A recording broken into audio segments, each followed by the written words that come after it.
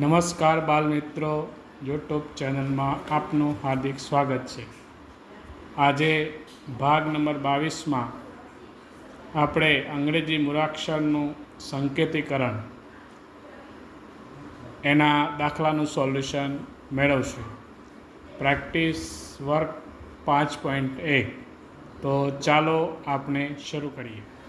દાખલો નંબર 1, જેની રકમ છે જો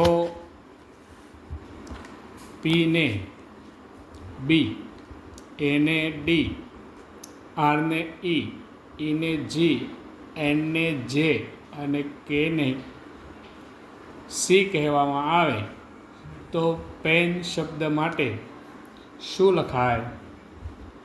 તો આપણે જોઈએ તો પીની જગ્યાએ બી એટલે પી અહીંયા બી, એની જગ્યાએ જી લેવાનો છે, એનની જગ્યાએ જે લેવાનો છે. બી એની જગ્યાએ ડી, આરની જગ્યાએ એફ, ઈની જગ્યાએ જી, એનની જગ્યાએ જે અને કેની જગ્યાએ સી. હવે આપણે પેનનો ઉકેલ શોધવાનો છે. તો અહીંયા આપણે મૂળાક્ષરોની સામે કયો મૂળાક્ષર આવે તે આપણે જોઈએ. તો પી માટે બી છે એટલે બી, પછી ઈ માટે છે જી એટલે અહીંયા જી આવે, અને એન માટે જે છે એટલે આપણે જે આવશે. એટલે આપણો જવાબ આવશે બી જી જે. દાખલો નંબર 2, જો ઈ ને ક્યુ, એ ને પી, આર ને એમ, ટી ને ઝેડ અને એચ ને એસ કહેવામાં આવે તો આર્ટ શબ્દ માટે શું લખાય? તો આપણે ઉપર દાખલા મુજબ આપણે જે મૂળાક્ષરની સામે જે અક્ષર આવે તે આપણે લખ્યા છે. આવો દાખલો પૂછાય તો પહેલાં આપણે આવી રીતે કરીએ. પછી જે આપણે શબ્દનો જવાબ લખવાનો છે તેનો મૂળાક્ષરની સામેનો મૂળાક્ષર આપણે જોઈએ.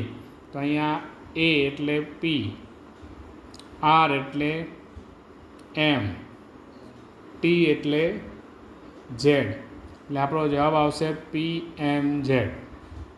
ત્યારબાદ દાખલો નંબર 3, જો કે ને એલ, સી ને એસ, પી ને બી, આર ને એમ અને વી ને ડબલ્યુ કહેવામાં આવે તો સી કે પી આર ને શું લખાય? તો તેવી જ રીતનો દાખલો છે. કે ને એલ, સી ને એસ, પી ને બી, આર ને એમ, વી ને ડબલ્યુ.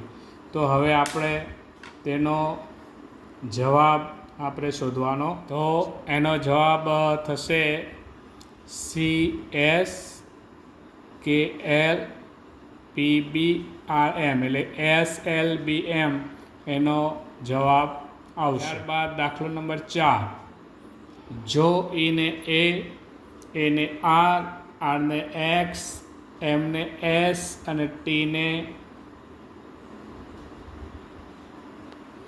ડબલ્યુ, પી ને ઓ, ડબલ્યુ ને ઈ અને ઓ ને ટી કહેવામાં આવે તો W A R P M O T ઈનું સાચું રૂપ શું થશે? તો બાલમિત્રો, આપણે અહીંયા મૂળાક્ષરની સામે જે મૂળાક્ષર આવે તે લખ્યા છે. હવે તેના પરથી આપણે અહીંયા એનો ઉકેલ શોધીશું. તો ડબલ્યુ જે છે તો ડબલ્યુ એટલે ઈ, આપણે ડબલ્યુ છે ત્યાં ઈ છે. પછી એ તો આર આવે, આપણે એની જગ્યાએ શું લેવાનું છે? આર. પછી આર તો એક્સ, પછી એમ તો એસ, ઓ તો ટી, ટી તો ડબલ્યુ અને ઈ તો એ. તો આ મૂળાક્ષરો પ્રમાણે આપણે એનો ઉકેલ અહીંયા છે. E R X S T W A એનો જવાબ આવશે. દાખલો નંબર 5, જો એસ ને જી, એચ ને એ, ઈ ને એક્સ ને પી ને આર, બી ને એચ, એલ ને પી, ઈ ને એક્સ, એ ને ટી અને ટીને એન કહેવામાં આવે તો SLATE શબ્દ માટે શું લખાય? તો બાળમિત્રો એનો ઉત્તર પણ આપણે એ રીતે જ છે. એસ માટે આપણે છે જી, એલ માટે છે પી, એને જગ્યાએ છે ટી, ટીની જગ્યાએ છે એન અને ઈની જગ્યાએ છે એક્સ. તો આપણો જવાબ આવશે GPTNX.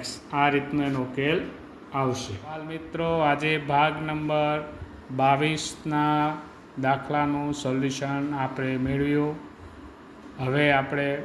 હવે પછીના ભાગ નંબર 24માં ટાઈપ 2 ગુજરાતી મૂળાક્ષરનું સંકેતીકરણ લઈને પાછા મળશું.